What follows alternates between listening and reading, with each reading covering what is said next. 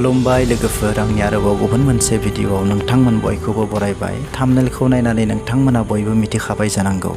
आं दिनैनि भिडिअआव नोंथांमोनजों बर'नि मुंदांखा इन्टारनेशनेल गेलेगिरि बिथांमोननि मुं जायगा आरो मेडेल आरो बिथांमोना बबेनि जा एसे हायो सावरायगोन। मानो होनोब्ला बिथांमोननि गासैबो मेडेलफोर मोननायनि बागै बे भिडिअआव सावरायजोबोब्ला गोबां सम लागोन। ओंखायनो एसे सावरायगोन। आसा खालामो नोंथांमोना आंनि बे भिडिअखौ जोबजासिम नायलांगोन लोगोसे आरो आंनि बे स्टार्स बड' इउटिउब चेनेलखौबो साबस्क्राइब खालामनानै लागोन। फैदो बिदिब्ला भिडिअखौ स्टार्ट खालामनोसै। नाम्बार 1आव दं हलिचरन नार्जारी। बिथाङा सासे इन्डियान फुटबलार। नार्जारी बिथाङा थांनाय 2020 निफ्राय 2023 मायथाइनि हिर' इन्डियान सुपार लीगआव हायद्राबाद एफसीनि जानानै गेलेदोंमोन आरो बिथाङा बे सिजनाव हायद्राबाद एफसीनि जानानै गासै 7 गल्स सोनो हादोंमोन। दायो बिथाङा गोदानै 2023 निफ्राय बांगालुरु एफसीनि जानानै गेलेनो रादायखौ खाबाय। हलिचरन नार्जारी बिथाङा 10 मे 1994 मायथाइयाव जोनोम मोनदोंमोन। बिथांनि जोनोम जायगाया जाहैबाय क'क्राझार बिटिआर आसाम। नाम्बार 2आव दं जमुना बर'। बिथाङा सासे इन्डियान बक्सार। बिथाङा 23rd प्रेसिडेन्ट काप 2019 बक्सिं इन्टारनेशनेल अपेन टुर्नामेन्ट इन लाबुआन बाज'आव गल्ड मेडेल आरो 2019 नि आइबा वुमेन्स वर्ल्ड बक्सिं चेम्पियनशिपआव ब्रन्ज मेडेल आरो 2nd India open international boxing tournament इन गुवाहाटीआव बिथाङा गल्ड मेडेल मोननो हादोंमोन। आरोबाव बिथाङा गुबुन गुबुन हादोरफोरावबो गेलेहैनानै गोबां गल्ड सिलभार आरो ब्रन्जनि मेडेलफोर लाबोनो हादोंमोन।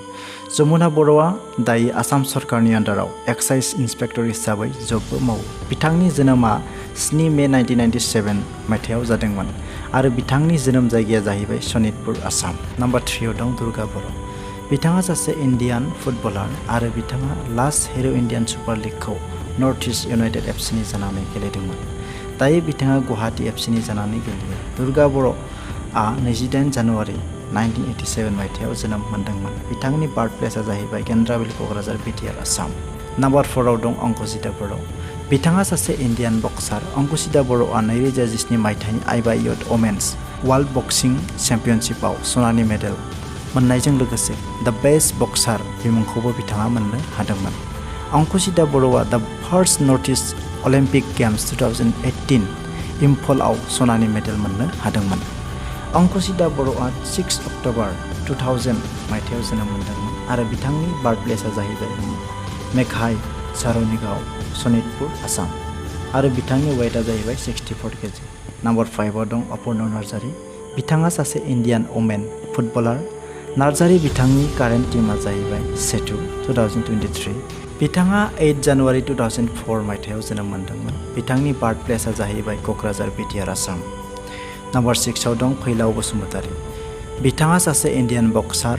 फैलाव बसुमतारी बिथाङा 2nd India open international boxing tournament गुवाहाटीआव ब्रन्ज मेडेल आरो international boxing association women's youth and junior world championship Antalya 2011आव ब्रन्ज मेडेल मोननो हादोंमोन। आरोबाव गुबुन गुबुन जायगाफोराव गेलेहैनानै गोबां मेडेलफोर मोनबावनो हादोंमोन। फैलाव बसुमतारी बिथाङा 5 मार्च 1993 मायथाइयाव जोनोम मोनदोंमोन। बिथांनि बार्थ प्लेसआ जाहैबाय चिरां बिटिआर आसाम। नाम्बार 7आव दं तुतुमुनि बर'। बिथाङा सासे इन्डियान आर्चारि गेलेगिरि। बिथांनि जोनोम जायगायानो जाहैबाय उदालगुरि बिटिआर आसाम। तुतुमुनि बर'आ बर्डार सिकिउरिटि फर्स BSFनि जानानै world police and fire games 2023 मन्ट्रियेल कानाडाआव गेलेहैदोंमोन आरो बिथाङा बेयाव सिलभार मेडेल मोननो हादोंमोन। नाम्बार 8आव दं कन्जुलता बर'। बिथाङा बावैसो सिगां दुबाइआव खुंजानाय SBKF 8 international Dubai multi games 2023 आव 100 मिटार आरो 200 मिटार जानथाइ खारनाय आरो गोलाव बारनाय बादायलायनायाव बिथाङा फारियै 3 सनानि मेडेल मोननो हादोंमोन। आरोबाव बिथाङा नेपाल हादराव खुंजानाय SBKF इन्टारनेशनेल एथलेटिक चेम्पियनशिप 2021 आव 100 मिटार आरो 200 मिटार खारनाय बादायलायनायाव बिथाङा फारियै 2 सनानि मेडेल मोननो हादोंमोन। कन्जुलता बर'नि जोनोम जायगायानो जाहैबाय भगतपारा उदालगुरि बिटिआर आसाम आरो बिथांनि एजआ दायो 49 इयार्स। नाम्बार 9आव दं भाग्यवती कछारी। बिथाङा सासे इन्डियान बक्सार। बिथाङा केरेलाआव जानाय 4th इलाइट वुमेन्स नेशनेल बक्सिं चेम्पियनशिपआव सनानि मेडेल मोननो हादोंमोन। गुवाहाटीआव खुंजानाय 2nd इन्डिया अपेन इन्टारनेशनेल बक्सिं टुर्नामेन्टआवबो सनानि मेडेल मोननो हादोंमोन। आरोबाव बिथाङा गोबां मेडेलफोर मोननो हादोंमोन।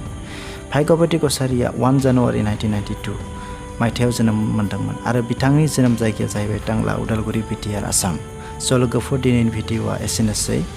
लोगोफोर आंनि बे भिडिअ'आव आरोबाव बर'नि माखासे मुंदांखा गेलेगिरि बिथांमोननि मुंफोरखौ मख'जोबनो हायासै। बेनि थाखाय नोंथांमोनाव निमाहा बिनाय थाबाय। उननि भिडिअ'आव आं बिथांमोननि बागैबो सावरायनो नाजागोन। एसेनोसै, गोजोन्थों।